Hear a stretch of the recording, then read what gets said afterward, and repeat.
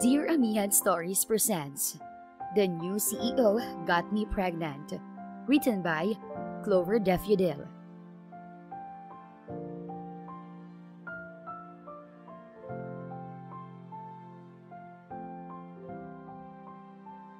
Dahang-dahang dumilat si Celeste habang sapo-sapo ang masakit niyang ulo.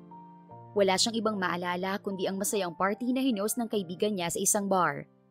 Nag-inuman sila, nagsayawan at may isang lalaking kasayawan niya na hindi niya matandaan kung sino. Teka, sino nga ulit yun? Bulong niya sa sarili. Biglang may umungol at gumulaw sa tabi niya. Hinapit siya sa bewang at niyakap ng mahigpit. Dumagungdong sa bilis ang tibok ng puso niya. Dahan-dahan niyang nilingon ang lalaki. Bumaba ang tingin niya sa sarili niyang katawan. Napanganga siya at bahagyang nanlaki ang mga mata, saka sinilip ang sarili sa loob ng kumot. Kumpirmado. Wala siyang kahit anong saplot. Ganon din ang lalaking mahimbing pa ring natutulog sa tabi niya. Oh my God! Hindi to totoo! Hindi to totoo! Panaginip lang to! Pilit niyang kinukumbinsi ang sarili. Pero biglang gumalaw ang kamay ng lalaki at gumapang sa dibdib niya. Sa sobrang gulat niya ay napasigaw siya at naitulak ito ng malakas hanggang sa mahulog ito sa kama. Manyak! Sigaw niya at agad na hinila ang kumot at itinakip sa katawan bago tumayo. Malutong na nagmura ang lalaki saka bumangon. At sa hindi inaasahang pagkakataon ay tumambad sa paningin niya ang kahubdan nito. Hoy ikaw! Galit niyang dinuro ito. Anong ginawa mo sa akin ha?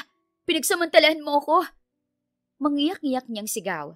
Napakunot naman ang noo ng lalaki na mukhang inaantok pa. What are you saying? Nakalimutan mo na ba? You threw yourself at me. Natawa siya. Huwag mo ngang baliktarin ang kwento na parang kasalanan ko. Plano mo to, no? Siguro nung nalasing ako kagabi, sinamantala mo na ang pagkakataon. Akusa niya. Wow! Napailing ang lalaki. Hindi makapaniwala sa mga paratang niya. So, you're claiming that I did something to you without your consent? That's right. That's a completely false accusation. Diretsyong sagot nito. Pwede ko ring sabihin na ikaw ang nanamantala sa akin. Hindi porket ikaw ang babae, lalaki lang ang may kakayahang gumawa nun. Napanganga siya. Baliw ka ba? Sa tingin mo ba kaya kong gawin yun? Napakamot sa pisngi ang lalaki. Halatang naiinis. Okay, ganito na lang. Sabihin na lang natin na pareho tayong nalasing at tumigay sa masayang sandali na pinagsaluhan natin kagabi. Nababuga siya ng hangin at umiwas ng tingin. Tama naman ito. Nangyari na ang nangyari. Kahit ano pang sabihin niya, hindi niya na maibabalik ang kahapon. Wala siyang maalala at malamang dala iyon ng kalasingan. Siguro nga ay pareho silang bumigay sa isa't isa. Pero, isang bagay ang hindi niya matanggap. Isang estranghero ang nakauna sa kanya. Ramdam pa rin niya ang sakit sa ibaba niya. Yes, it was good, yet she couldn't remember it. Wait, you're a freaking virgin! Biglang sigaw ng lalaki. Napalingon siya rito. Nakatingin ito sa kama kung saan may mansya ng dugo. Eh ano ngayon kung virgin ako? Taas noon niyang sagot. Oo, fresh pa ako ng ginalaw mo. To think na isang mukhang playboy pa nakauna sa akin. Napasabunot ito sa buhok, halatang problemado. Bakit parang ikaw pang lugi? Inis niyang tanong. Excuse me, ako ang nawalan, okay? Tinuro niya ang sarili. Ako pa nga ang lugi eh. Malamang iba't ibang babae na ang bembangan mo. The heck is bembangan? O, kita mo na, pati yun hindi mo alam. Iritadong umiwas siya ng tingin. Napadako ang mata niya sa mga damit niyang nagkalat sa sahig. Agad niyang tinanggal ang kumot sa katawan at mabilis na isinuot ang mga damit. Narinig niya pang sumipol ang lalaki na halatang pinapanood siya. Nang matapos siyang magbihis ay muli niyang hinarap ang lalaki. This is a mistake. Mahinahon niyang sabi. This is a freaking mistake. Hindi to nangyari. Walang nangyari sa atin. Makita man kita sa daan o makita mo ko. Hindi kita kilala at hindi mo ko kilala. Let's pretend this never happened. Let's pretend we never knew each other. Maliwanag ba? Mahaba niyang litanya. That's how I do things. But ikaw na nag-i-insist na gawin yun. Anitong may pilyong ngiti sa labi. Anyway, we may pretend, but I'll never forget. It was a wild night, Miss Celeste. Napalunok siya Parang umakyat lahat ng dugo sa mukha niya. Bagamat walang maalala, parang nai-imagine niya ang sandaling iyon. Mariin niyang ipinilig ang ulo. Whatever, aalis na ako. Lumakad na siya papunta sa pinto, ngunit biglang nag-flashback sa isip niya ang imahe ng sarili niyang may kakalikan. Napahinto siya nang nasa harap na niya ang lalaki. Ikaw bakit? May gusto ka pang sabihin? Iyon na siguro ang huling beses na makikita sila. Hindi na ulit magkukrus ang mga landas nila. Bigla siyang pumikit at hinalikan ng lalaki sa labi ng matagal. Marahan at nakakalunod. Sumabay ito sa bawat galaw niya. Siya ang unang humiwalay at diretsyong tumingin sa lalaki. I hope we never cross paths again. Goodbye. Mabilis siyang umuwi sa kondo, naligo at nagbihis ng formal attire. Late na siya sa trabaho pero pwede pa siyang humabol. Hindi siya maaaring lumiban, lalo't ngayong araw ipapakilala ang bagong CEO ng Firm State Company, ang kumpanyang pinagtatrabahuhan niya. Bakit ngayon ka lang? Tanong ng office mate at kaibigan niyang si Dea nang makarating siya sa opisina. Umupo siya sa cubicle niya bago ito hinarap. Kagabi after ng party, saan kayo pumunta? Tanong niya. Napaisip si Dea. Wala na. Umuwi na kami. Ikaw? Biglang humisi ito nang may panunukso. Ikaw nagpaalam kang uuwi pero may kasama kang lalaki. Sino yon? Napangiwi siya. Mukhang totoo ang sinabi ng lalaki na pareho silang lasing kagabi. Maski ang sinabi ni Dea na nagpaalam siyang uuwi ay hindi niya maalala. Wala, kakilala ko lang. We, sino nga? Ang gwapo kaya? Akala ko talaga wala kang harot sa katawan. Kumunot ang noo niya. Ano bang pinagsasabi mo? Walang nangyari sa amin. Umangat ang dalawang kilay ni Dea. So, meron nga. Wala naman akong sinabi na may nangyari sa inyo Dun ka na nga, ang dumi ng utak mo. Taboy niya rito. Ang damot mo naman sa chismis. Bumalik na si Dea sa ginagawa nito. Napailing na lang siya at pilit winawaksi sa isip ang lahat ng nangyari kagabi. Attention everyone! Biglang pumasok sa opisina nila si Mr. Villanueva. Ang CEO ngayon ay mapapalitan na. Sabay-sabay silang napatayo at magalang na yumuko. Good morning, sir. Bati nilang lahat. Good morning din. Gusto kong ipakilala sa inyo ang bagong uupo at papalit sa akin bilang CEO ng kumpanyang ito. Tumango ito sa lalaking nasa pinto. Pumasok ka, anak. Pumasok ang lalaki, kasabay ng pagkahulog ng panga niya. Diretso itong nagtungo sa gitna. Siya si Sander Villanueva, ang anak ko at ang bagong namumuno at magpapalago ng kumpanya. Pakilala ng matanda sa anak. Napayuko siya, nanginginig sa kaba. Ito ang lalaking nakasiping niya kagabi. Ang lalaking nagawa niya pang halikan bago siya umalis. Naramdaman niya ang pabirong pagsundot sa kanya ni Dea. Ano ba? Iritadong tanong niya. Yumuko ito ng bahagya at inilapit ang muka sa kanya. Umayos ka ng tayo. Nakatingin sa iyo si Sir Sander. Saway nito. Hayaan mo siya. Hindi ba parang pamilyar siya? Kamukha niya yung lalaking kasama mo sa bar kagabi, di ba? Bulong nito. Umiling siya. Hindi siya yun. Bakit naman ako makikisiping sa isang CEO? Hala, so may nangyari nga. Gulat na tanong nito. Muntik niyang batukan ang sarili dahil sa pagkadulas niya. Bakit naman ako sasama sa isang CEO? Mag-isip ka nga. Hindi naman yun ang sinabi mo Ay, hello po sir. Agad nag-iba ang direksyon ng sasabihin nito sabay tingin sa likuran niya. Napalikon din siya sa kanyang likuran at agad na kinabahan nang makita si Sander. Hello po sir. Inalahad nito ang kamay sa kanya. It's nice to see you again, Miss Celeste. Bati nito. Akala ba niya na pag-usapan na nilang magpapanggap silang hindi magkakilala? Hindi rin marunong sumunod sa usapan ng lalaking to. Nice to see you po again, Sir Sander. Tinanggap niya ang kamay nito kahit labag sa kanyang loob. Nagbulungan agad ang ilang mga co-workers niya. Marahil ay nagtataka kung bakit magkakilala sila. You know each other? Singit ng ama nito. Yes, Dad. Agad na sagot ng lalaki. Napayuko siya nang mapansin ang nanunuksong tingin ng matanda sa kanilang dalawa. Tila naintindihan agad nito kung paano niya nakilala ang anak nito. Well, that's good. So, paano? Humawak ito sa balikat ng lalaki. Ikaw nang bahala sa kumpanya. My employees are the pride of this company. Alagaan mo ang negosyo at mga tao. Bilin nito sa anak. Yes, Dad. Ako na pong bahala. Sagot ng lalaki. Bago umalis si Mr. Villanueva, ay naiwan silang nakatayo pa rin. Hindi mawari ang sunod na gagawin. Go back to work. Utos ng lalaki sa kanila, sabay tingin sa kanya. I guess, destiny has its way para pagtagpuin tayong muli. Ngumiti ito ng pilyo. Sinamaan niya ito ng tingin. Isang malaking pagkakamali na hinalikan niya ito bago siya umalis. Now, she would have to bear seeing him every day. Siguro malas lang talaga ang araw ko ngayon. Bulong niya sa sarili. Sumama ang timpla nito. Are you saying that I'm malas? Agad siyang umiling. No sir, nabingi po ba kayo? Ang sabi ko po, ang swerte talaga ng araw ko ngayon. Pag-iiba niya sa sinabi. Maswerte talaga. Tumangu-tangu ito. Anyway, keep up the good work. Huli nitong sinabi bago lumakad palayo. Nakahinga siya ng maluwag sa kapabagsak na bumalik sa upuan. Agad na lumapit ang mga coworker niya at dinumog siya ng mga tanong. Paano kayo nagkakilala ni Sir Sander? Hindi mo ba alam na sikat siya sa social media? Kaya paano mo siya nakilala si Reste? May relasyon ba kayo? Kailan pa?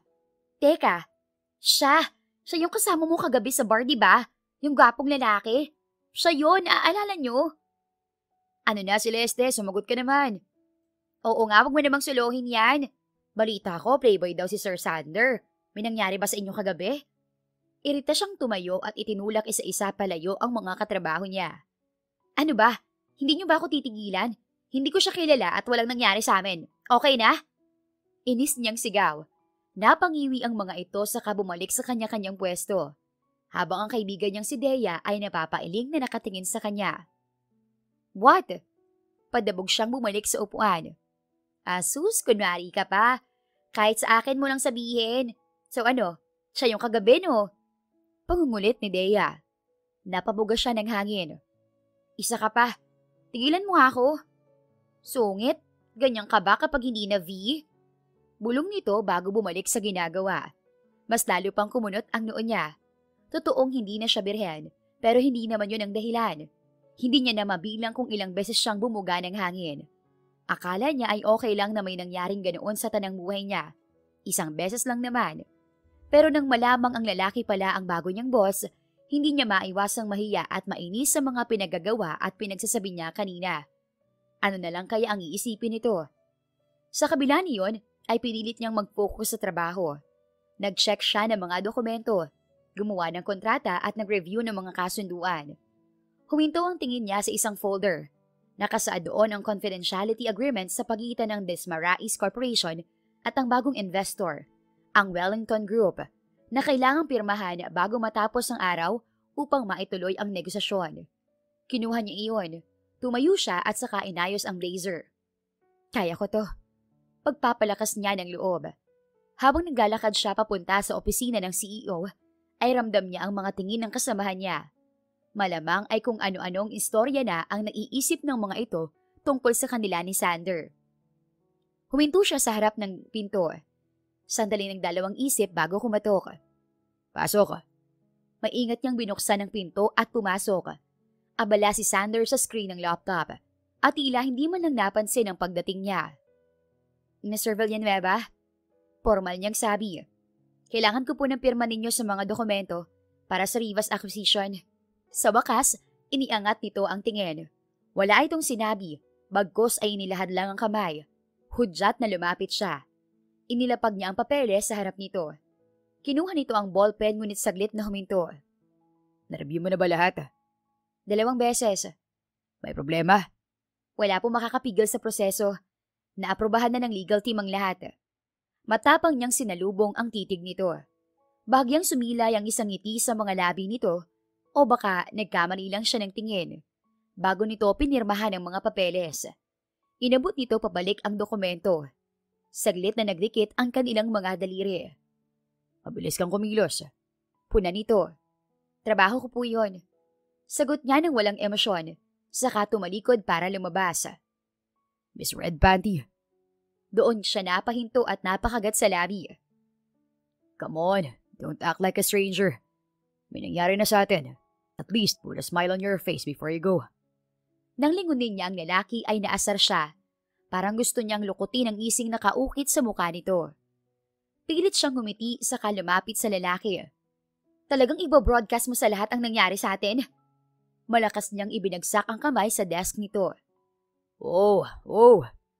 Natawa ito sabay taas ng dalawang kamay na parang sumusuko. Parang wala naman akong sinabi na may nangyari sa atin. Ang sanabi ko lang, it's nice to see you again. Yun lang. Para sa kaalaman mo, lahat ng nandun ay kasama ko rin sa bar. Namukaan ka na nila at alam nilang kasama kitang lumabas nun. Asik niya. Whether I talk to you or not, makikilala pa rin nila ako. Mas sumama ang tingin niya sa lalaki. Wala ka talagang isang salita, no? I told you to pretend that we never knew each other. Pero anong ginawa mo? Napag-shake hands ka pa sa akin? Why are you so mad? Hope you didn't forget that I'm the CEO. Not just some random guy you slept with. Anito, kalmado at tila natutuwa sa reaksyon niya. Hindi niya naiwasang mapamura. Fine, I'm sorry. Paumanhin ito.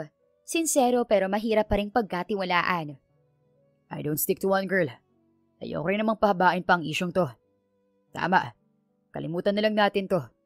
Pero, biglang bumaba ang tingin nito sa dibdib niya. Pero yung kagabi, parang ang hirap. Bigla niyang hinila ang necktie nito at bahagyang inilapit ang mukha rito. Kakalimutan mo o ipopost ko sa social media ang mga nude pics mo. Pananakot niya, kahit na wala naman talaga siyang ganoong litrato. Agad na napawi ang ngiti sa mukha ng lalaki. Hey, don't tell me. Ngumisi siya. Oo, I have all your nude pics. Plano ko nga sanang ibenta ang mga yon. Unless, magkalimutan na tayo. Gumanti ng ngisi ang lalaki. Ngising nakakainis at nakakapang-akit. Talaga? Do it then. My fans would love it. Paghahamon nito. Ganon kabilis ay naglaho ang ngiti niya sa labi niya. Biglang bumukas ang pinto at siya namang mabilis niyang pagtulak sa lalaki. Malalaki ang hakbang niyang umalis at nilampasan si Dea na mukhang may ipapapirma rin. Matapos ang nakakapagod na trabaho, ay mag-isa siyang nagmukmok sa bar. Inis na inis pa rin siya sa bagong CEO. My fans would love it. Panggagaya niya sa sinabi nito kanina. Muli siyang lumagok ng alak. Ano bang akala niya sa sarili niya? Pagpiestahan siya ng mga babae? Nek-nek niya? Anya habang nagsasalita mag-isa. Medyo may tama na siya ng alak. Saktong paubos na rin ang boteng in-order niya. Hinalungkat niya ang bag para hanapin ang pitaka. Hanap siya ng hanap. Gusto niya nang magbayad para makauwi pero madyo nahihilo na siya. Ay, nasa na ba yun? Miss, mag-isa ka lang ba? Biglang may umupo sa tabi niya sa counter. Malamang, may nakikita ka bang kasama ko? Pabalang niyang sagot habang patuloy pa rin sa paghahanap ng wallet sa bag niya. Gusto mo ba, samahan na kita? Pwede ba kitang libre? Tanong pa nito. Napahinto ang kamay niya sa paghahalungkat nang maramdaman niyang humihimas ang kamay nito sa hita niya.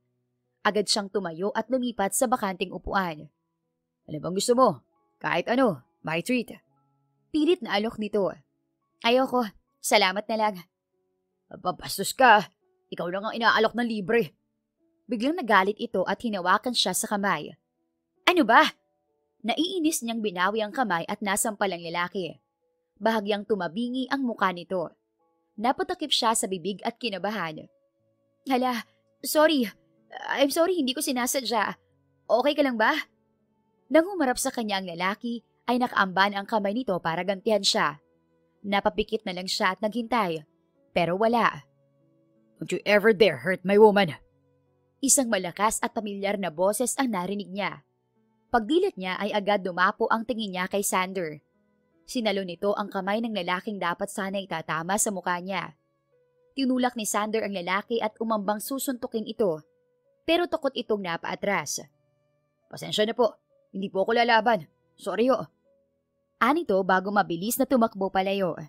Nang mawala na ito sa paningin nila ay hinarap niya si Sander. What the hell are you doing here? Galit nitong tanong. Napairap siya.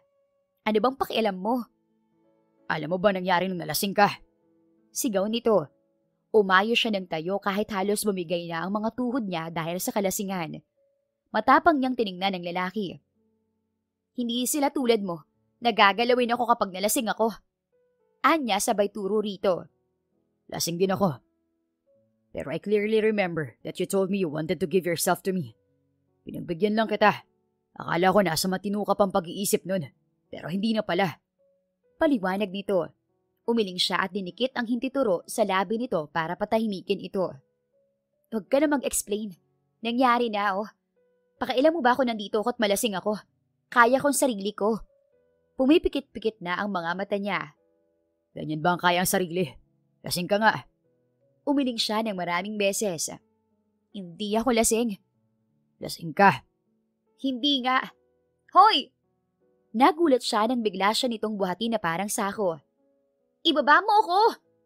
Nagpumigla siya. Pinagtitingan na sila ng mga tao pero wala itong pakialam. Saka lang siya nito ibinaba nang nasa parking lot na sila. Magbabayad pa ako sa bar. Ako nang bahala ron. Get in. Utos nito sabay bukas ng pinto sa tabi ng driver's seat. Sa isang iglap, ay parang bumalik sa katinuan ng utak niya. Kumakautos ka naman? Oo na, boss. Diniin pa niya ang salitang boss sa kapadabog na sumakay sa kotse. Si Sander na ang nagsara ng pinto, saka patakbong umikot at sumakay sa driver's seat. Ihatid kita sa inyo. Saan ka nakatira? Asus, mas diskarte ka rin no? Gusto mo lang malaman kung saan ang address ko? Natatawang sagot niya. Just freaking tell me. Iritadong sagot nito. Sa Westwood Heights apartment.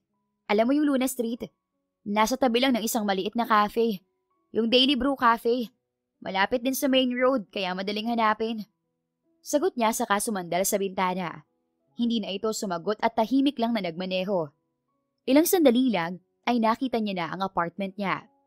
Yan, tabi mo riyan. Utos niya. Sumunod naman ang lalaki at ipinarada ang kotse. Agad niyang hinalungkat ang bag niya at sa wakas ay nakita ang wallet na kanina pa niyang hinahanap. Naglabas siya ng 100 piso at iniabot iyon sa lalaki. Anong gagawin ko riyan? Kunin mo na lang. Hindi niya ito hinintay na tanggapin ng pera. Kinapa niya ang bulsa ng pants nito at sinuksok doon. Ipangkape mo, ipang-date mo o ipang-bili mo ng kondom. Bahala ka. Hey, the hell are you doing? You almost touched it. Inis nitong sabi saka tinapik ang kamay niya. Eddie, sorry. Sagot niya saka bumaba mula sa kotse. Lumabas din ang lalaki at lumapit sa kanya. Bakit mo ako binigyan ng pera? Bayad ko yun sa paghatid mo. Ayoko nang magkaroon ng utang na loob, okay? Pasigaw niyang sagot saka itinulak ito ng bahagya bago mabilis na umakyat ng hagdan. Sa second floor pa ang unit niya, kaya hirap na hirap siya sa bawat hakbang. Kailangan mo ng alalay. Salamat na lang. Agad niyang tanggi. Pero sa mismong sandaling gusto niyang ipakita na kaya niya, doon pa siya natisod at napasubsob. Agad niyang nilingon ang lalaki na hindi pa rin umaalis. Umiwas ito ng tingin. Don't look. Utos niya. Nakapalda lang kasi siya. Medyo maiksi. Kaya posible ngang may nakita na ito. Mas mahigit pa rin na nakita ko, no? Nangaasar nitong sabi. Umalis ka na nga. Manyak! Inis niyang sigaw saka nagpatuloy sa paglalakad. Narinig na lang niya ang tunog ng makina ng sasakyan habang papaalis ito. Pagkarating niya sa unit niya, pabagsak niyang ibinagsak ang katawan sa kama at agad na nakatulog. Kinabukasan ay na-late siyang nakapasok sa trabaho. Agang-aga, stress na agad ang peg. Bungad ni Dea nang makita ang maasim niyang ekspresyon. Tigilan mo nga ako. Hoy! Nilapit ito ang swivel chair sa kanya. Malapit na palang birthday mo. Paparty ka naman. Bukas na yun, di ba? Kumunot ang noo niya. Ha? Tumingin siya sa calendar sa desk niya. Sira, May 8 pa lang. May 21 pang birthday ko. May 2 weeks pa, girl. Pagtatama niya. Ay, sa May 21 pa? Ang tagal naman. Pero pa-party ka ha. Inom tayo. Ano, sa bahay mo? Akong bahala sa pulutan. Natawa siya. Alam mo ikaw, game na game ka talaga sa inuman, ano? Sige na. Pilit nito. Napabuga siya ng hangin. Aga naman ang plano. Oo na. Invited kayong lahat. Wala na siyang nagawa. Yun! Tuwang-tuwa itong tumawa. Guys, listen up! Agaw atensyon itong tawag sa mga kasama nila sa department. Mark your calendars on May 21. Birthday ni Celeste at magpapaparty siya. Excited nitong anunsyo. Napailing na lang siya habang tuwang-tuwa ang lahat. May mga nagboluntaryong magdala ng pagkain at dagdag na inumin. Sinong may birthday? Biglang pumasok ang boss nila. Agad silang napatayo para bumati. Good morning po, boss. Good morning. Once again, sinong may birthday? Ulit nitong tanong. Sabay-sabay na napatingin sa kanya ang mga coworkers niya. Oh, it's your birthday, Miss Celeste. Happy birthday. Bati nito. Napangiwi siya bago hinarap ang lalaki. Mali po kayo ng nakalap na chismis. Sa May 21 pa po ang birthday ko. Pagtatama niya. Oh, malapit na. E di maganda. Mas makakapaghanda tayo. Kasama ka, sir? Inilabas nito ang cellphone mula sa bulsa ng suit. Saka may itinipa roon. Okay. May 21, Celeste's birthday. Sabi pa nito sa sarili, mukhang nagsisave ng notes sa phone. Okay, Dan. Go back to work. Anito saka umalis. Napanganga na lang siya, sabay tingin isa-isa sa mga kasama niya. Ang ilan ay napakibit-balikat at ang iba naman ay natatawang umiwas ng tingin. Mukhang mapapabongga ang birthday party mo, girl. Komento ni Dea. Bumalik siya sa pag-upo. Malayo pa ang araw na iyon, pero problemado na agad siya. Sira ulo ba yung boss natin? Hoy! Agad siyang sinaway ng kaibigan. Hindi naman siya invited. Bulong pa niya. Natawa na lamang ang kaibigan niya. Ilang oras pang lumipas at walang katapusang dokumento ang patong-patong sa kanyang desk. Hanggang sa sumapit ang lunch break, niyaya siya ng kaibigan na pumunta sa kantin pero tumanggi siya. Wala siyang gana at medyo inaantok din siya. Kaya gagamitin nilang niya ang oras na iyon sa pagtulog. Naiwan siyang mag-isa sa opisina. Mahaba siyang napahikab at tapikit na ang mga mata niya nang biglang bumukas ang pinto. Wala kang planong mag-lunch? Tanong ni Sander na para bang isang casual na araw lang iyon sa pagitan ng magkaibigan. Naalala niya ang nangyari kanina. Tumayo siya. Sir Sander. Tawag niya rito saka pinag-cruise ang mga braso. Hindi ka po invited sa birthday party ko. Kaya wala kayong dapat ipaghanda. Anya na para bang batang ayaw isali ang kalaro. Mahinang natawa ang lalaki. Pinag-cross din ito ang mga braso at tuwid na tumayo. Kaya mas lalo pang tumangkad ito at mas lalo siyang nanliit sa laki ng agwat ng height nilang dalawa. Bakit hindi? Magiging awkward kapag nandun ka. Magiinuman kami, magkakantahan at maglalaro. Mali-left out ka lang. Eh di sasali ako. Umiinom naman ako. I can sing too. At hindi ako mali-left out kung isasali niyo ako sa laro. Iritadong napabuga siya ng hangin. Bakit ba gusto mong umattend ng birthday ko? Birthday party yon na pangkaibigan. Puro mga kaibigan kong dadalo. Kalmado lang ang lalaki at hindi alintana ang mga sinabi niya. Miss Celeste, ginagawa ko to para mas mapalapit ang loob ko sa mga empleyado. Kailangan kong maging aktibo sa ganitong mahalagang events. Gusto ni Dad na magkaroon ng magandang relasyon ang mga empleyado at ang kanilang boss. Kapag nakita niyang walang progress ang relasyon ko sa inyo, baka bawiin niya ang kumpanya at kunin sa akin ang posisyong pinaghirapan ko. Mahabang paliwanag nito. Kaunti na lang at mapapapayag na siya. Relationships aren't meant to be forced. Kailangan smooth at nasa timing. At hindi lang yun ang paraan para mapalapit ka sa kanila. Napabuntong hininga ang lalaki. Bakit na parang ayaw mo ko nandun? Are you still uncomfortable dahil sa nangyari sa atin nung gabing yun? Oo. Uncomfortable sa akin yun. At ayoko magkaroon ng maling ideya ang mga coworkers ko. Ayoko magkaroon ng issue. This is for our own good. Miss Celeste. Sir, tinaas niya ang kamay para patigilin ito. Nagugutom na ho ako. Magla-lunch lang po ako. Excuse me. Paalam niya saka umalis na. Imbis na pumunta sa cafeteria, ay dumiretso siya sa rooftop upang magkaroon ng alone time. Habang nakatingin sa ibaba ng building, ay iniisip niya ang mga nasabi niya sa lalaki. Agad siyang nakonsensya. Bago siya umalis, parang dumaan ang lungkot sa mga mata nito. Boss niya ito pero kung kausapin niya para bang hindi niya ito napakitaan ng kahit kaunting respeto man lang. Sumusobra na ba siya? Pero kasi, birthday niya yon, ang araw na dapat espesyal at masaya siya. Kung nandun ang lalaki, magiging awkward lang at hindi sila makakapagsaya ng todo. Ay, ibali na nga. Bakit ko ba iniisip yun? Inis niyang bulong sa sarili. Hindi na siya magtataka kung isang araw ay sesitsantihin siya nito. Dumating ang araw ng birthday niya. Saktong pagkatapos ng trabaho ay sabay-sabay na silang umalis. Napag-usapan ng bawat isa na magdadala ng pagkaing binili mula sa mga tindahang madadaanan. Siya naman ay sumabay kay Dea dahil may sasakyan ito. Dumaan muna sila sa bilihan ng barbecue at bumili ng marami. Dumaan din sila sa bilihan ng alak. Ilang sandali lang at nasa apartment na sila. Nandun na rin ang iba pa nilang mga katrabaho. Pagpasok sa unit niya ay tulong-tulong nilang sinet up ang karaoke, ang mga pagkain at mga inumin. Happy birthday to you! Happy birthday to you! Sabay-sabay na pag-awit ng mga ito habang may cake sa harap niya. Thank you! Nakangiting pasasalamat niya. Pumikit siya at humiling. Sana, magkaroon na ako ng gwapo at mayamang boyfriend na full package. O kahit hindi gwapo, basta mabait, may personality, at kayang isurprise ako sa kahit anong sitwasyon. Bulong niya sa kadumilat at hinipan ng kandila.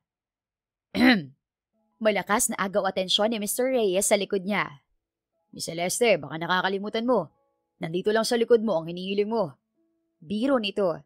Sabay-sabay silang natawa. Excuse me, yung mabait lang yun nakuha mo. Biro niya rin at muli silang nagtawanan. Naputo lang iyon nang may kumatok sa pinto. Baka yun na yung in-order kong food, sabi ng isa. Siya nang lumapit sa pinto at binuksan iyon. Happy birthday. Agad na bungad ng hindi inaasahang bisita, sabay taas sa hawak nitong plastic na may tatak ng isang lechon house at bote ng wine. Nalaglag ang panga niya. Sino yan? Sumilip ang mga kasama niya at tulad niya, nagulat din ang mga ito. Anong ginagawa mo rito? Tanong niya kahit alam na niya ang sagot. Ngumiti ito ng matamis. You didn't invite me to your birthday party, kaya inimbita ko na lang ang sarili ko. Pwede ba ako pumasok? Natawa siya at hindi alam ang sasabihin. Ibang klase. Sa lahat ng sinabi ko, ipipilit mo pa rin talaga. Itinaas nito ang mga dala. Dala ko ng lechon at dagdag inumin. Wow, sir! Sumingit ang isang lalaking empleyado. Yan yung Romany Conti 1945. Manghang turo nito sa boteng hawak ni Sander. Eto ba? Tumingin ang lalaki sa hawak na bote. Wala lang to. Tumawa ng mahina ang empleyado at lumapit ng kaunti. Yan po ang isa sa pinakamahal at pinakabihirang alak sa mundo. May mga nagbabayad na higit $1,000,000 para lang sa isang bote niyan. Napatingin din si Celeste, na mangha at parang gintong tinitigan ang hawak ng CEO. Ibinigay lang sa akin to. Hindi ko alam na ganun pala to kahalaga. Simpleng sagot ng lalaki. Regalo mo ba sa akin yan? Umaasa niyang tanong, habang matamis ang ngiti para naman matuwa ang lalaki sa kanya. Ngumisi ito. No. Mabilis nitong sagot. Unless you let me in. Dugtong nito. Oo naman, sir. Welcome po kayo rito. Pasok po kayo, sir. Ang lalaking empleyado ang sumagot, sabay tabig kay Celeste para padaanin ng CEO at bigyan ito ng magandang pwesto. Napailing na lang siya saka umupo na rin, mismong sa harap ng lalaki, sa tabi ni Dea. Iba talagang privilege ng mayayaman. Bulong niya. Umangat ang tingin ng lalaki sa kanya.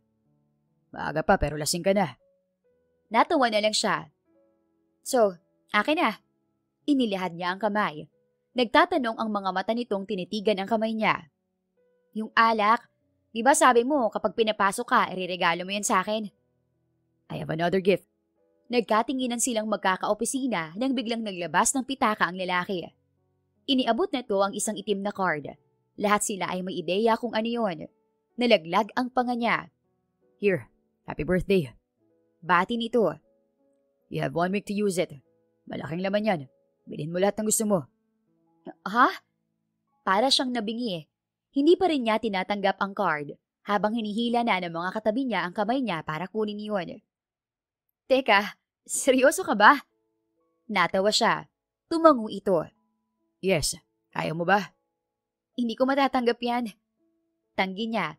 Kahit sa loob-loob niya ay hinayang na hinayang siya. A black card is not something she should be holding. Paano kung mawala niya, di ba? Mas gusto ko yung alak. Pwede bang yun na lang? Huminga ng malalim ang lalaki.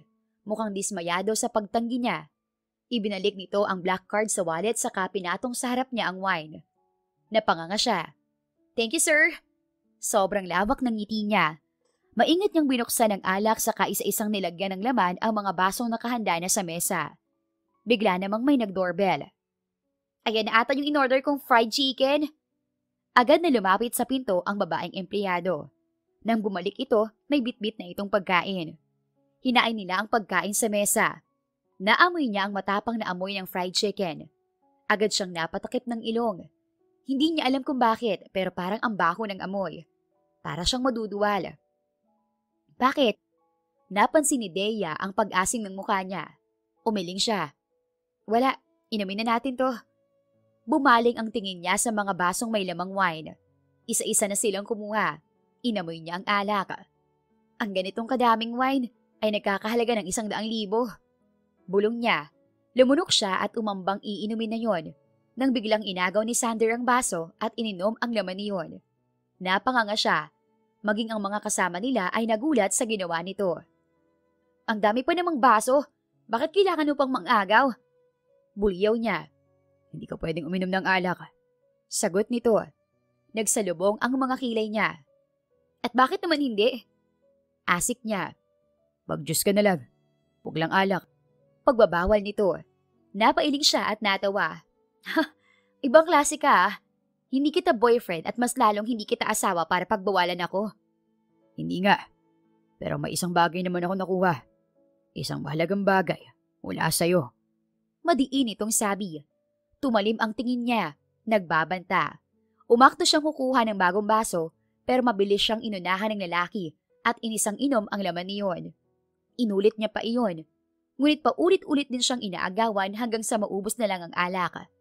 May natira pa namang laman ng bote, kaya nanalo siya sa paunahang makakuha niyon. Mabilis ang kamay niyang tinungga iyon. Hindi pa dumidikit ang alak sa lalamunan niya nang sumigaw ang lalaki. You're pregnant.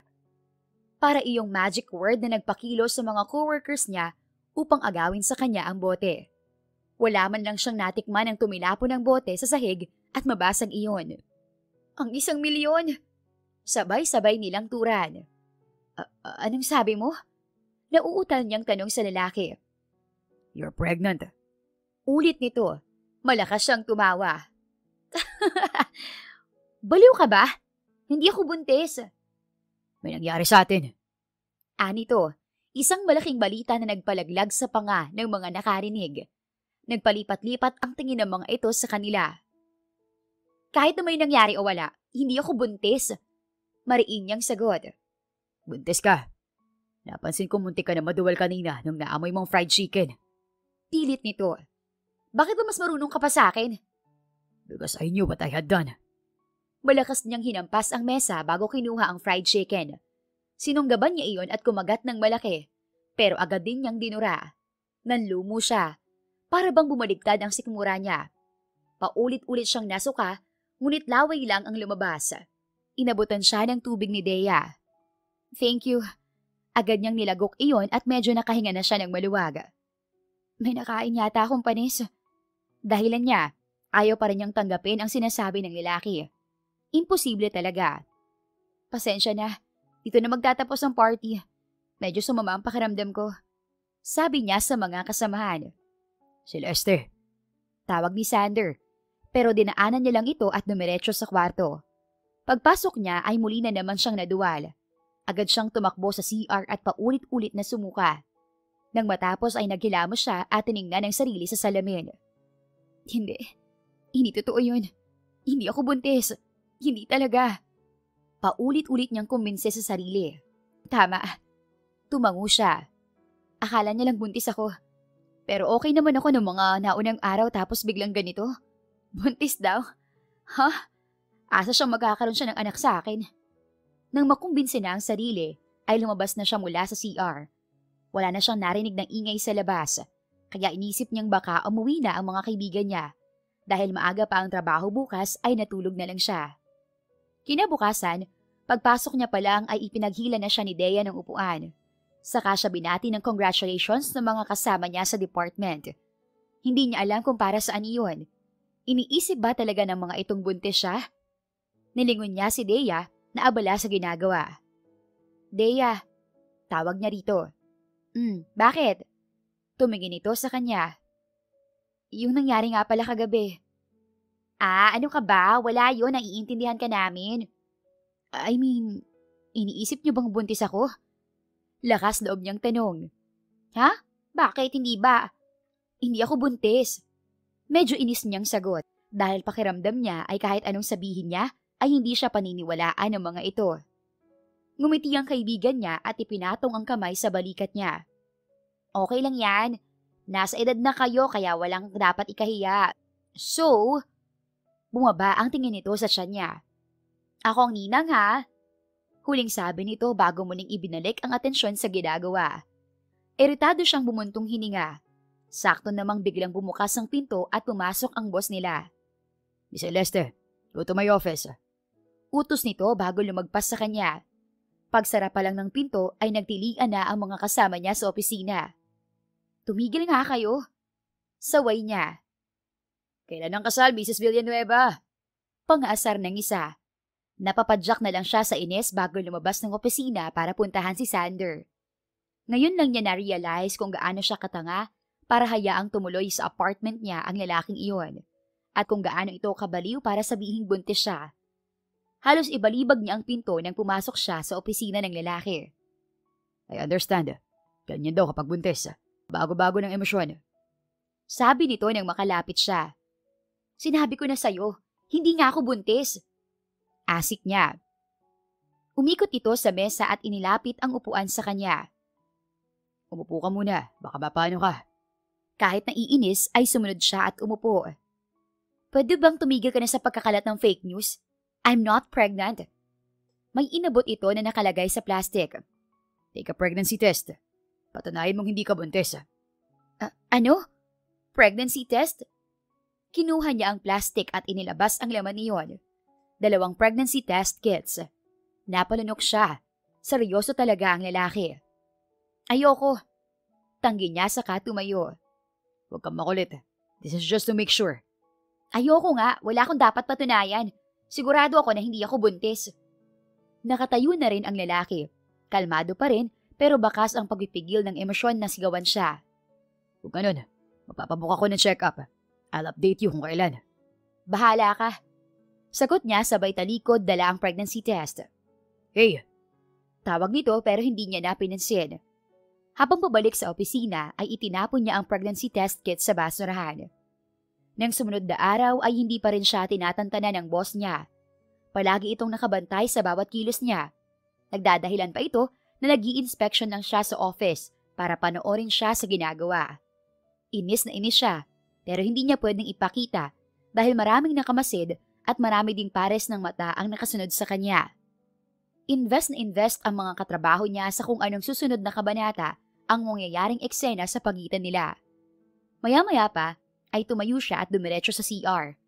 Saktong magbe-break time na. Agad siyang sumuka sa inidoro. Kanina pa siya nagpipigil. Medyo nahihilo din siya. Sigurado dala lang ng puyat o sa dami ng workload na ginagawa sa office. Hindi niya pwedeng ipakita na nanghihina siya dahil iisipin na ng mga tao na buntis siya. Halos 1 oras din siyang nanatili sa cubicle bago nagdesisyon na lumabas.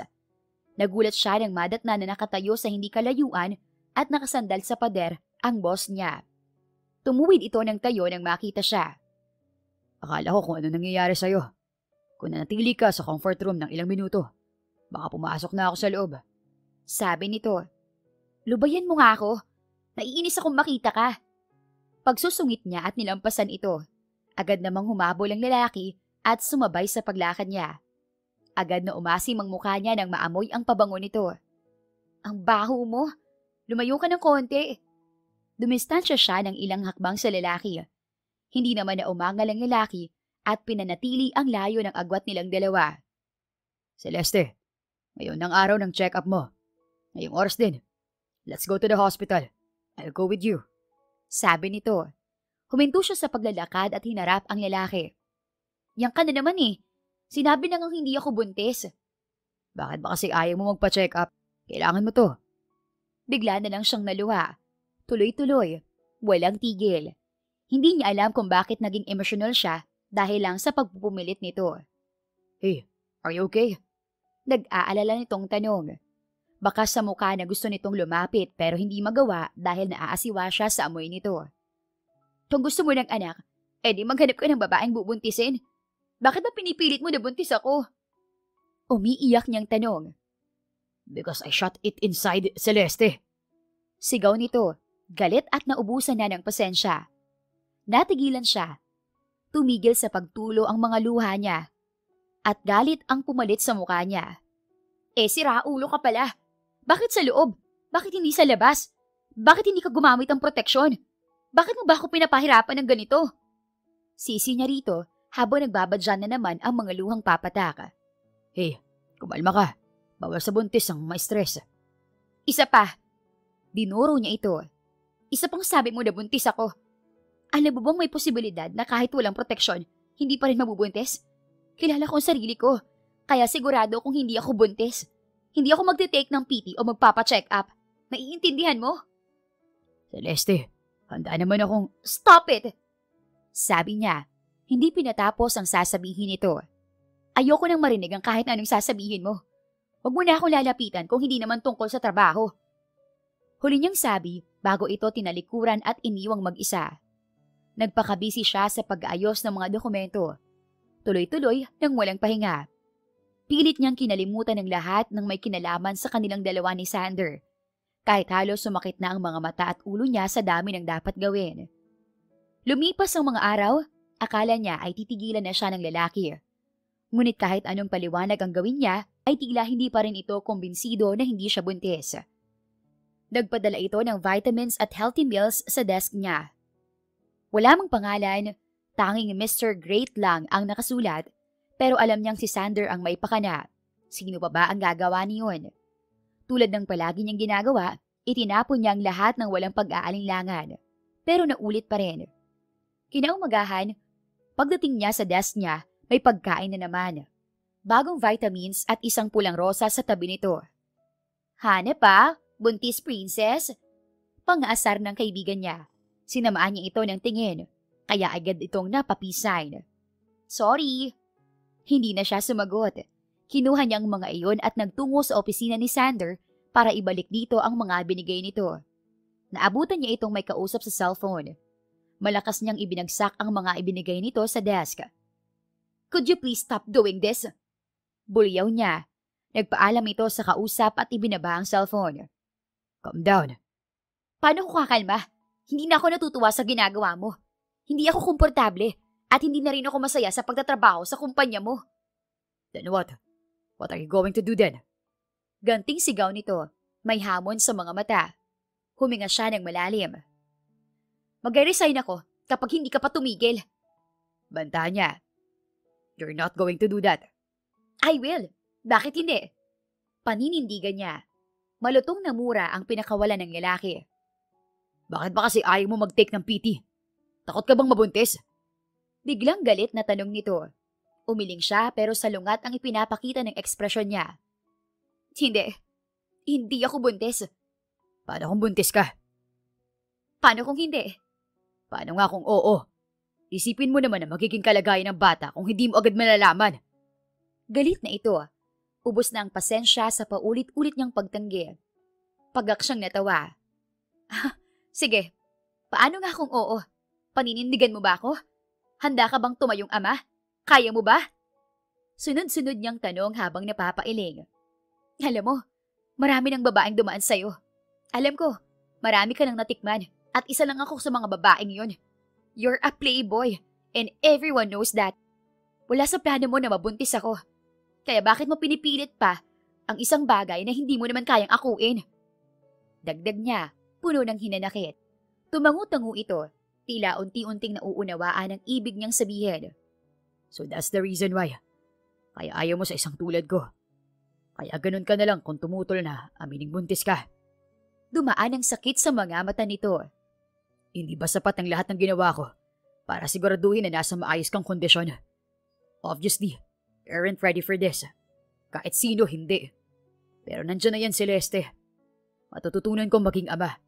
At kung tingin mo, hindi ko kayang panindigan ito, I'll prove you wrong. Patuloy nito. Umiwas siya ng tingin. Dinama ang bigat ng sitwasyon. Ngayon parang isang dagok na sabay-sabay bumagsak sa kanya ang katotohanan. Isa-isang rumihistro sa isip niya ang lahat ng senyales na pilit niyang binabaliwala. Alam naman niya, she was aware all along. She just couldn't accept the fact that it was real, that she might actually be pregnant. Pero paano? Anong gagawin niya? Paano niya palalakihin ang bata ng mag-isa? Hindi siya handa. Isang malaking pagkakamali ang mabuntis ng lalaking hindi naman niya nobyo. Celeste. Umaktong lalapit si Sander, pero hinarang niya ang kamay niya sa pagitan nila at umatras ng isang hakbang. Bigyan mo ako ng oras para makapag-isip. Sabi niya saka tumalikod. Pero hindi pa siya nakakaisang hakbang nang maramdaman niya ang matinding pagkahilo at pandidilim ng paningin. Bigla na lang siyang natumba. Naramdaman niyang may brasong sumalo sa kanya at isang boses na paulit-ulit na tinatawag siya. Hanggang sa wala na talaga siyang makita at tuluyang nawala ng malay. Nang magising siya ay nasa ospital siya. Nasa tabi niya si Sander. Nakasubsob ang mukha nito sa kama habang nakaupo ito at natutulog. Sander, tawag niya sa lalaki. Hindi ito nagising. Napansin niya kung gaano kahaba ang pilik mata nito at gaano ito kainosente kapag tulog. Nag-flashback sa isip niya ang mga sinabi nito bago siya nawala ng malay. Papatunayan daw nito na kaya nitong maging ama sa magiging anak nila. Napangiti siya ng tipid.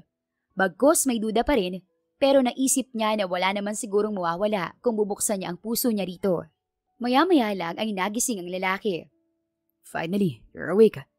Napayuko siya. Sorry, I passed out. Hinawakan nito ng mahigpit ang kamay niya. Yeah, you scared the hell out of me. But you're okay now. Matapang siyang nag-angat ng tingin at sinalubong ang mata ng lalaki. Anong sabi ng doktor? Am I pregnant? Kinakabahan niyang tanong. Mabagal itong tumango. Bakas ang tuwa sa mga mata. Yes, you're 2 weeks pregnant. Nandito pa ba siya? Nahihiya niyang tanong. Agad iyong nagets ng lalaki. Worried siya na baka dala ng stress ay nakunan siya. Celeste, the baby is fine. You didn't lose the baby. We didn't lose the baby. Umapaw ang luha sa mga mata niya. Sigurado ka? Muli itong tumango. Oo, sabi ng doktor, muntik ka na lang ma-dehydrate.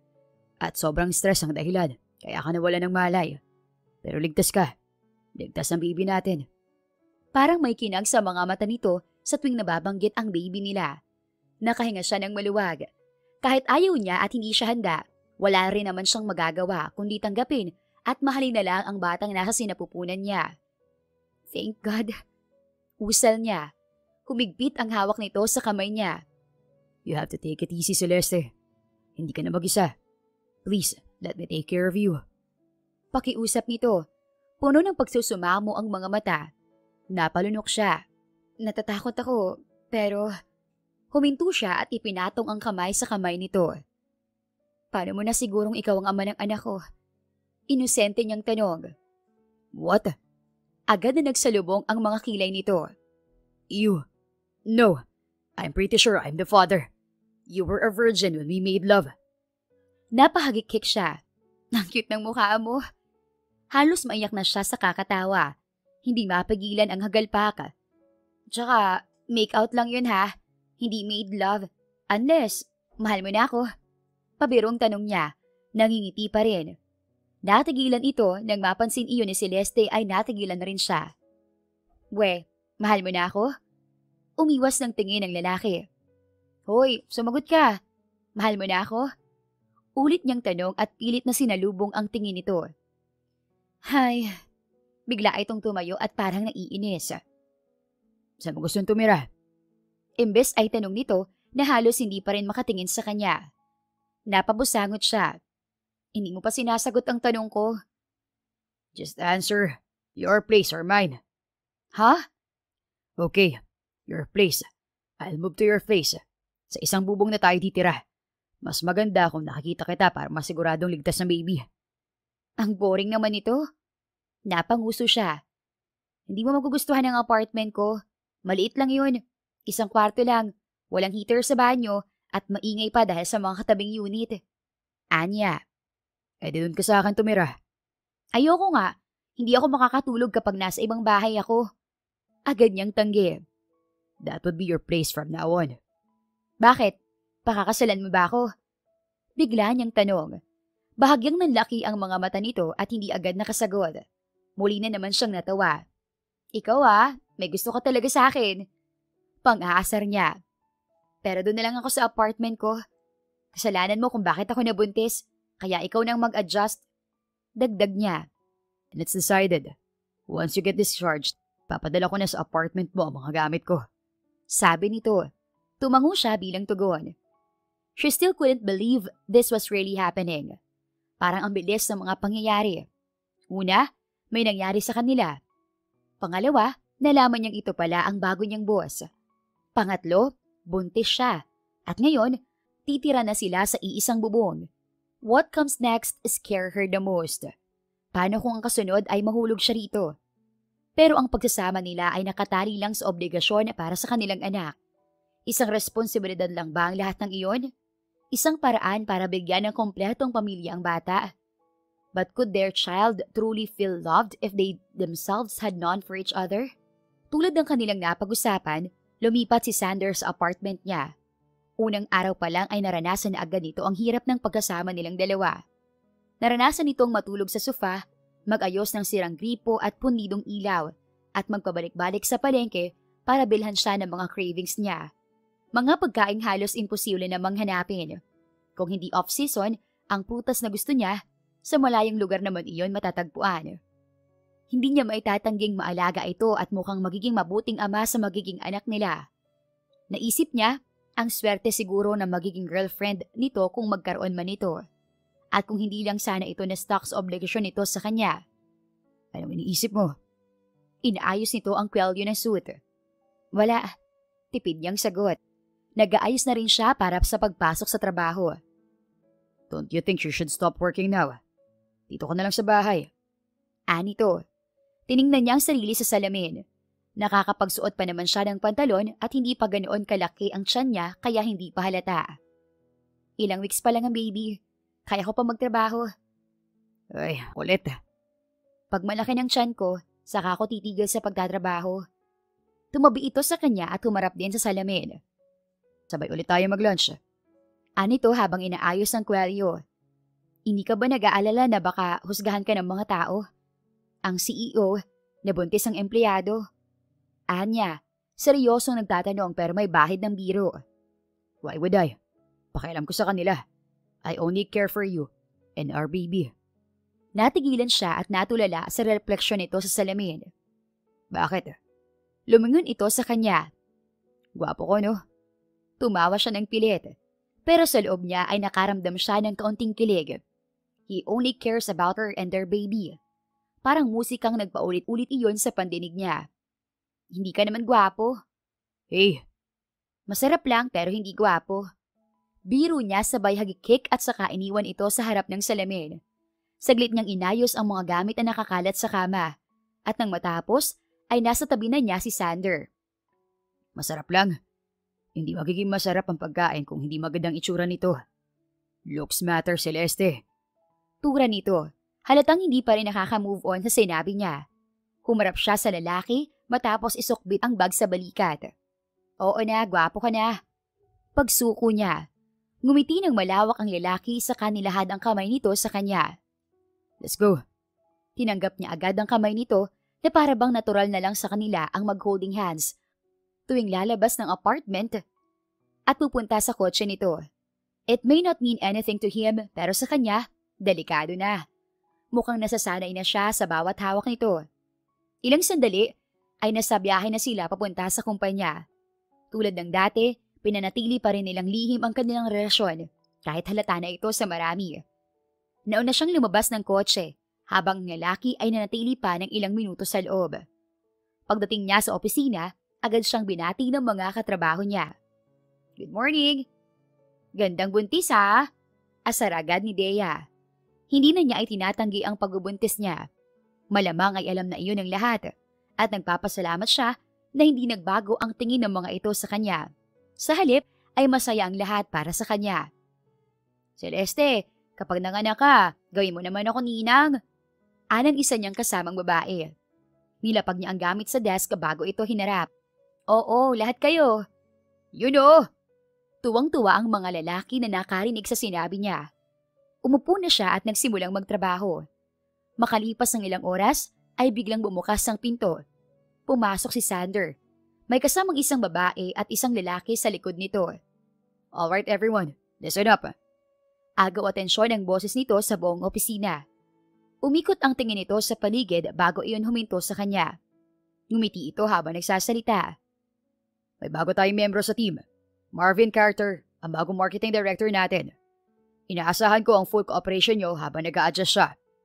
Nahihiyang lumapit sa gitna si Marvin. Hello everyone, I'm Marvin. I'm looking forward to working with you all. Pakilala nito. That's your desk, Mr. Carter. Itinuro ni Sander ang desk na katabi ng kay Dea. Salamat, sir.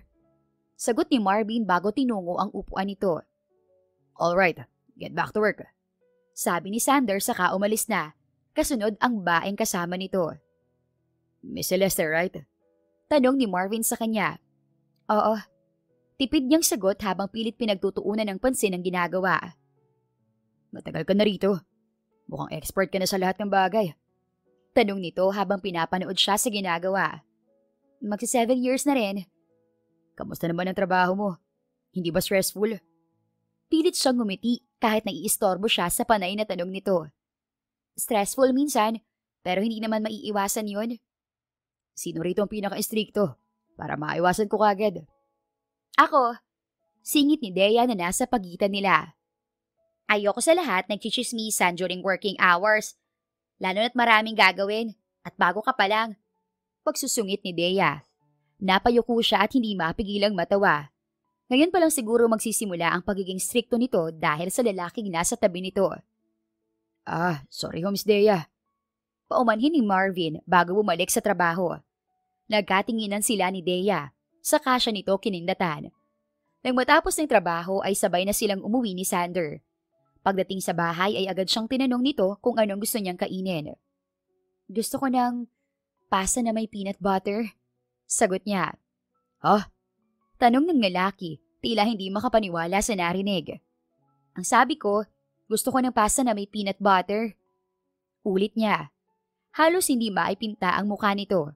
Para bang nandidiri habang iniisip ang lasa ng cravings niya. Gusto ko noon. Sige na, please. Go na, ipagluto mo na ako. Pangungulit niya habang itinutulak-tulak ang lalaki. Wala naman itong nagawa kundi sumunod. Samantalang siya naman ay dumiretso sa kwarto upang mag-shower at magpalit ng komportableng damit. Pagbalik niya sa kusina ay luto na ang pagkain. Sinerve ng lalaki ang pasta na may peanut butter sauce sa kanya. Kung kanina ay gustong-gusto niya ang ganoong pagkain, ngayon ay hindi niya alam kung bakit bigla siyang nawalan ng gana. At iba naman ang naiisip niyang cravings. Kainin mo. Nakangiti niyang utos sa lalaki. What? Hindi nito napigilan ang pagtaas ng boses. Sabi ko, kainin mo. No way. Agad nitong tanggi. Biglang umapaw ang luha sa mga mata niya. Umiyak siya na parang bata. Fine. Oo na. Stop crying. Sagot nito, tila sumusuko. Wala itong nagawa. Tumigil na siya sa pag-iyak sa kasinubuan ng lalaki. Hindi ito makatanggi at halos masuka habang inunguya ang pagkain. Makalipas ang ilang araw, nasa pastry section siya. Nagtitimpla ng vitamin juice na karaniwang iniinom para sa maayos na pagbubuntis. Biglang pumasok ang isang pamilyar na muka, ang babaeng madalas niyang makitang kasama ni Sander. Nginitian niya ito. Umiti rin ito pabalik bago kumuha ng baso mula sa lalagyan. Isang itim na mug na madalas niyang mapansin na nasa desk ng boss. Ikaw ba ang bagong secretary ni Mr. Sander? Hindi niya napigilang itanong. Napalingon ang babae habang nagtitimpla ng kape. Ako nga po, I'm Anne. Pakilala nito bago iniabot ang kamay. Agad niyang tinanggap iyon at nagkamayan sila. Celeste, legal assistant ako. Maiksi niyang sagot. Siya na ang unang bumitaw sa kamay bago itinuon ang tingin sa kape nitong tinitimpla. Napansin niyang marami itong maglagay ng asukal. Ayaw niya ng masyadong matamis. Sabi niya. Huminto ang kamay ng sekretary bago pa man ito naidagdag ang bagong kutsarita ng asukal. Naku, pasensya na po ma'am. Hindi ko po alam. Kaya po pala palaging may natitirang kape sa baso ni sir. Salamat po sa pagsabi. Agad nitong sagot saka binalik ang asukal sa lalagyan. Kumuha ito ng bagong mug. Nilipat doon ang natinimplang kape. Saka muling nagsali ng mainit na tubig. Alam niyo ma'am, ang bait-bait po ni sir. Bigla itong napakwento at tila kinikilig. Umarko ang isang kilay ni Celeste. Nung unang araw ko sa trabaho, nagkamali agad ako. Hindi ko mo lang nasabi ng tamang nakatakdang schedule niya. Pero hindi ko siya nagalit. Bagkus tinuruan niya ako ng dapat na gawin sa susunod na magre-report ako. Kumuyom ang kamao niya. May gusto ka sa kanya? Tanong niya na may bahid ng kaba. Pinamulahan ng muka ang babae. Kumpirmado, kahit hindi nito sagutin ang tanong. Nabait po siya, gwapo, at syempre masyado po siyang mataas para sa akin. Pero, tumango ito bago nahihiyang ngumiti. Gusto ko nga po siya. Napalunok si Celeste at binitbit ang tinimplang vitamins. Pigilan mo yan hanggat maaga pa. Madiin niyang sinabi saka tinalikuran ito. Dumating na ang kinatatakutan niya. Bakit nga ba hindi niya naisip iyon? Gwapo si Sander, sikat at mayaman, at bagamat naturing ang playboy ay hindi naman maipagkakailang mabait ito, lalo na sa mga babae. Pabalik na siya sa opisina nang makasalubong niya si Sander, na mukhang papunta sa pastry section. Ngumiti ito, pero imbes na pansinin ay tinaraya niya ito at nilampasan. Nagsama sila. Bulong niya nang makabalik sa desk niya. Bakit parang mainit na naman ang ulo mo, Miss Celeste? Tanong ni Marvin. Sakto namang bumukas ang pinto at pumasok si Sander. Celeste! Tawag nito. Bigla may naisip siyang kalokohan. May asungot lang kasi ako nakita kanina, kaya mainit ang ulo ko. Sagot niya kay Marvin habang may nakaukit na matamis na ngiti sa labi. Natawa ito. Siya nga pala, mamayang break time, sabay tayong mag-lunch? Yaya niya rito. Nanlaki ang mga mata ni Marvin, halatang hindi inaasahan ang paanyaya. Oo naman. Actually, plano ko nga po sanang gayain kayo. Pero naunahan niyo lang ako. Napakamot ito sa ulo habang nahihiyang ngumiti. Celeste, sabay tayong... Sir, hindi natapos ni Sander ang sasabihin nang biglang bumukas ang pinto at sumilip doon ang secretary nito. Inihintay na po kayo ng mga investors para sa meeting. Bad trip na tumingin ang lalaki sa kanila bago pabagsak na isinara ang pinto. Patay ka, nagselo si sir. Bulong ni Dea. Hindi yan, sagot niya.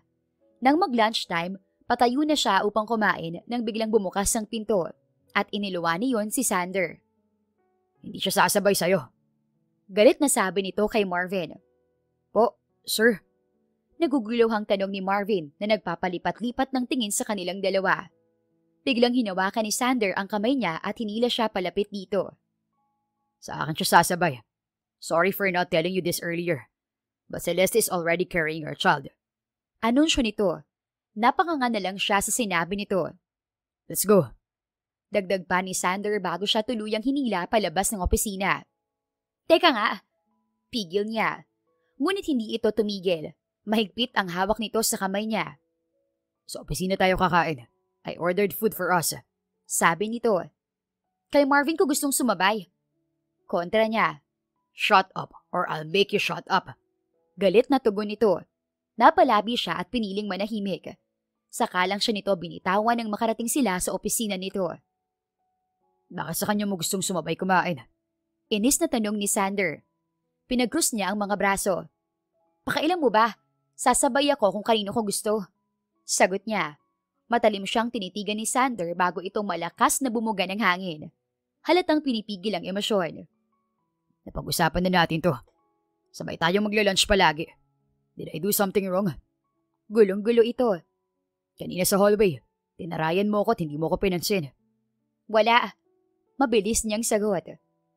Naisip ko lang na kahit buntis ako sa anak mo, hindi mo kailangang isipin na nakatali ka sa akin. Okay lang kahit makahanap ka ng babaeng mamahalin. Ano bang sinasabi mo? Matapang niyang hinarap ang lalaki. Binibigyan kita ng kalayaan na gawin ang gusto mo. Kaya hayaan mo rin akong gawin ang gusto ko. Mahinahon niyang sagot. Are you saying na gusto mong pangit na yun? Galit nitong sigaw. Natawa siya. Hoy, hindi siya pangit ah. I don't care. I won't lose to that guy. Nagsalubong ang kilay niya. Ano bang hindi mo maintindihan? Hindi ko maintindihan kung bakit mo kailangan gawin to. Galit na sagot ni Sander. Kasi nagsiselos ako. Napuno siya at hindi napigilang ibulalas ang kanina pang nagpapabigat sa loob niya. Natigilan si Sander. I'm jealous too. Kay Marvin. Mahinang sabi nito. Nanlaki ang mata niya. Niloloko lang ba siya ng pandinig niya? Totoo ba talagang nagsiselos ito? Humakbang si Sander palapit at hinawakan ang kamay niya. Celeste, kung kanino ka man nagsiselos, I assure you, there's nothing to worry about. Ikaw lang ang palaging laman ng puso't isipan ko. Ikaw lang ang sentro ng atensyon ko. Palagi. Seryoso nitong pahayag. Paulit-ulit siyang napalunok. Hindi niya alam kung anong isasagot. It wasn't part of my plan to fall for you, but I did anyway, and I like it. I like that it's you I fell for. Malambing na sabi nito habang nakatingin ng diretso sa kanya. Rest assured, I love you, and I always have. Parang sasabog na ang puso niya sa mabilis niyong pagtibok. Ang lalaking ito, ang boss niya, ngayon ay nagtatapat ng nararamdaman. She's just his legal assistant, but guess what? Magkakaroon na sila ng anak at mahal siya nito. She couldn't process it all at once. Pakiramdam niya pati utak niya ay sasabog sa sobrang gulat, kilig at saya. Mabilis niyang binawi ang kamay niya, ramdam ang init na naiwan doon. Para siyang nawala ng sariling isip nang bigla siyang tumalikod at lumabas ng opisina.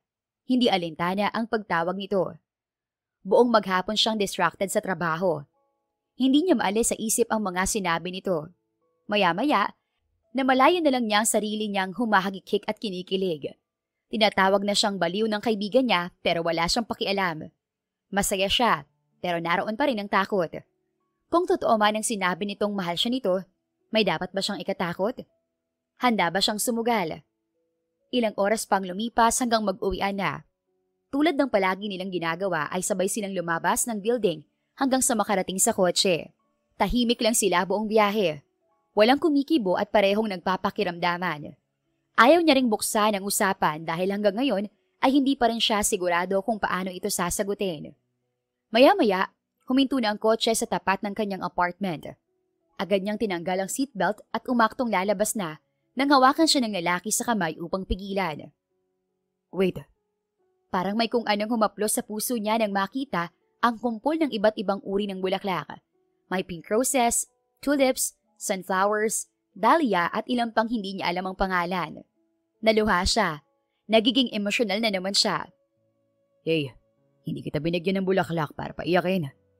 Malambing na sabi nito habang pinapahiran ang luha niya. Akin na. Sabi niya habang mas lalo pang napaiyak. Para sa akin yan, di ba? Para sa iyo ang lahat ng sakin, Celeste. Seryosong sagot nito. Saka iniabot sa kanya ang bulaklak. Hindi niya maiwasang matawa kahit may luha pa sa mga mata niya. Bakit? Hindi maganda ang sinabi ko? Nagtatakang tanong nito.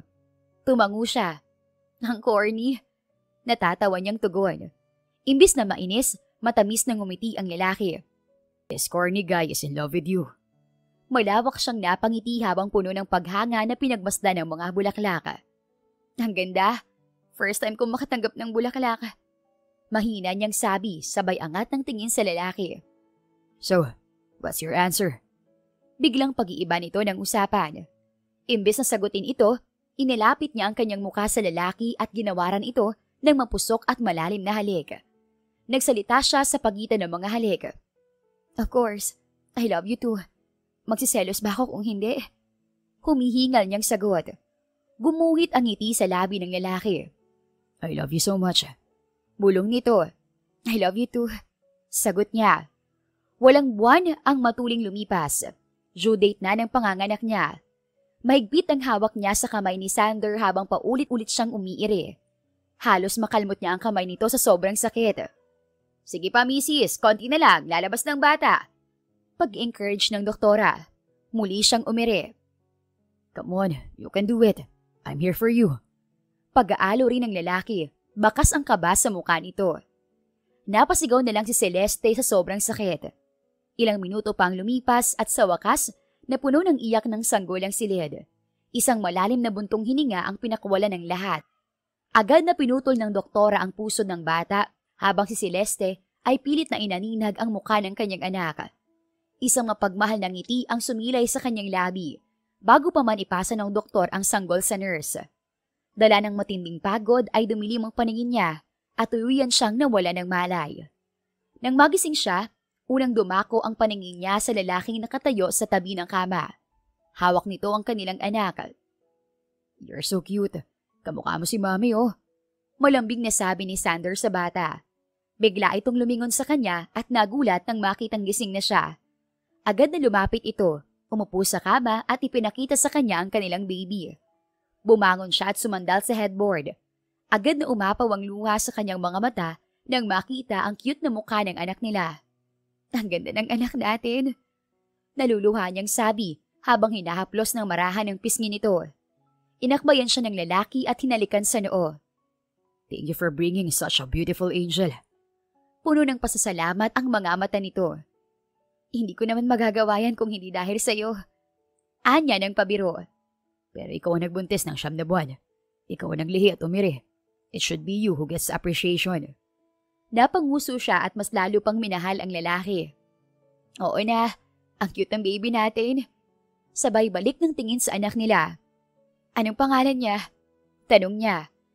"Hinintay kitang magising para pareho nating pag-isipan ang magiging pangalan ng baby."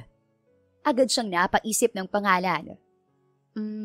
Kung paghaluin kaya natin ang mga pangalan natin? Suwestiyon niya. Napaisip ito. Sander plus Celeste equals... Sans? Derte? Sanleste? Pareho silang natawa sa mga naisip niyang pangalan. "How about... Santi?" Umarko ang kanyang kilay. "Oh, Santi. Magandang name yan. Yun na lang." "Okay.